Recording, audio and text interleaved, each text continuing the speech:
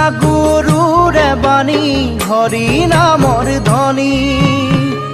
ভক্তি ৰসে বুৱাই দিলে অমৃতৰ নদী